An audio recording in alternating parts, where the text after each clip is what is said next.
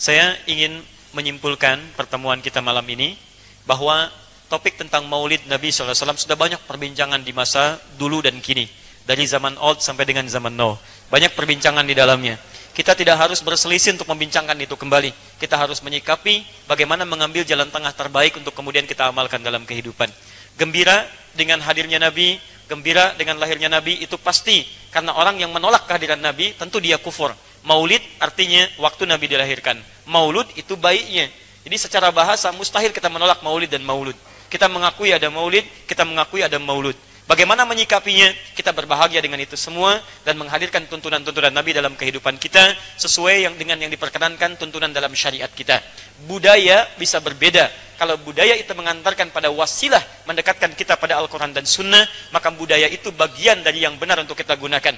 Ma la yatimul wajibu illa bihi fahuwa wajib. Segala sesuatu yang mengantarkan pada kebaikan yang itu wajib, maka itu pun jadi perangkat yang benar untuk kita gunakan. Mikrofon nggak ada di zaman Nabi. Apakah ini bid'ah? Tidak, karena mic ini mendekatkan kita untuk mendengar kalimat-kalimat azan dan kebaikan supaya lebih dekat kepada nilai-nilai kebaikan. Tapi jaga juga supaya kita tidak terlibat dalam ritual-ritual atau budaya-budaya yang kiranya disusupkan pada kaidah-kaidah agama sehingga menyimpangkan kita dari ketentuan-ketentuan yang benar. Andana alimun kabir, fa aydan minhum Syekh Muhammad bin Hashim al-Ash'ari, alladhi assasa Jam'iyah Nahda Ulama fi tarikh 31 min Yanari. Ya, teman-teman sekalian, kita punya salah satu ulama besar di Indonesia, ya, Syekh Muhammad Hashim bin Ash'ari, yang mendirikan Nahdlatul Ulama 31 Januari 1926. Indahu kitab huwa allafa taqriban 19 kitaban عندي مجموعة هذا من 12 كتاب هذه ومنها الكتاب الثاني اسمه رسالة أهل السنة والجماعة. Di antara 19 kitab ini ada kitab yang kedua namanya Risalah Ahlus Sunnah wal Jamaah fi safhatil 11 di halaman yang ke-11, ya, al-faqrah tsaniyah, paragraf yang kedua, fil wasat, baris 1 sampai dengan baris kelima, ya, satr wahid ila al-khamsah, ya, fil yamin, di sebelah kanan. Beliau berikan keterangan kepada kita tentang amalan-amalan bid'ah yang ada di masyarakat Jawa, tentang bab faslun bi zuhuril bid'ah fi ardi Jawa wa intisharha wal mubtadi'in fiha. Antum mulai dari halaman yang ke-9, ibda min safha at-tasi'ah, mulai dari halaman ke-9 langsung buka halaman ke-11-nya. Antum akan temukan di situ, kata beliau, di antara bid'ah itu ada ajaran-ajaran yang menyimpang. Misal al-hulul wal ittihad, ya, merasakan ada datangnya sesuatu kepada kita sampai mengatakan puncaknya saya adalah Allah, ya. Kamu siapa? Saya Allah. Allah sedang apa? Allah sedang makan. Itu yang seperti itu, waliyadzubillah, itu yang menyimpang, ya. Misal buka lagi antum di sebelah bawahnya, ya, paragraf yang ketiganya, baris 1 sampai dengan baris yang ketiga, paling kiri sebelah bawah, ya, fil yasar tahat, ya, faqrah ats-tsalitsa satr wahid ila ats-tsalits. Disebutkan di situ di antara aliran menyimpang ada juga yang ahli zikir. Ahli zikir, lakin dzakar Syekh bi annahu min dhimn ad-dhalah. Jadi manhum, siapa haula, siapa mereka itu? Yaitu humul ladzina, ya, mereka itulah orang-orang yang yasifuna anfusahum, mereka menyebut dirinya sendiri, ya, sudah sampai hum yasilu ila darajah, yani haitsu innahum wasafu anfusahum bi annahum qad ta'allaqa billahi subhanahu wa ta'ala. Fa bisabab hadhihi at-ta'alluq fala yantabiqu alaihim al-amr wan nahy.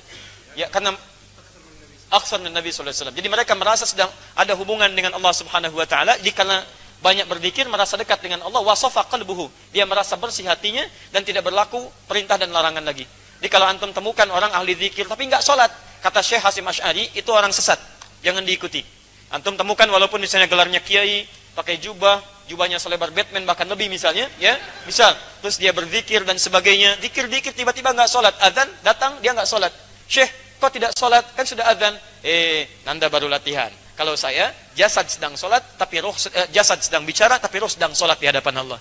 Nah, kalau kata beliau, kalau ada aliran yang seperti itu yang menyimpang. Zikirnya tidak menyimpang, tapi kalau zikir menjadikan aliran otak kita konslet, itu yang menyimpang, ya. Jadi teman-teman sekalian, maka jauhi segala hal yang tidak baik untuk kita. Kalau ada budaya yang bagus, ambil. Tadi misalnya ada lagu yang baik, ya, nasyid, seperti nasyid orang-orang Arab dulu, Hasan bin Sabit dan sebagainya. Kata beliau tadi di Kanada, ya, antum masih ingat siapa namanya? Irfan Makki, ya, beliau menyanyikan nasyid yang sangat bagus. Bahkan pernah antum dengar ada kisah Michael Jackson katanya, ya, masuk Islam menyanyikan lagu, padahal lagunya lagu Irfan Makki tentang haji. Ya, begitu disampaikan tentang nasyid itu, Anda tahu apa yang terjadi? 2 orang perempuan di Kanada masuk Islam. Hanya mendengar itu. Ketika ditanya kenapa masuk Islam, terbuka hati saya ketika mendengar kalimat-kalimat yang disampaikan Irfan Makki, menjelaskan keindahan Islam. Ada aura kebaikan, ada nilai-nilai kebaikan. Lalu apakah antum katakan wasilah itu bid'ah? Antum sendiri belum pernah mengislamkan orang. Dia dengan kalimatnya orang masuk Islam. Lalu antum katakan orang mengislamkan orang lain dengan bid'ah. Antum dari ujung rambut sampai ujung kaki bid'ah. Ya, di teman-teman sekalian, kalimat bid'ah mesti kita jaga. Yang benar-benar tertolak kita tolak. Yang baik kita ambil, dan frame kita tetap Al-Quran dan Sunnah Rasulullah SAW.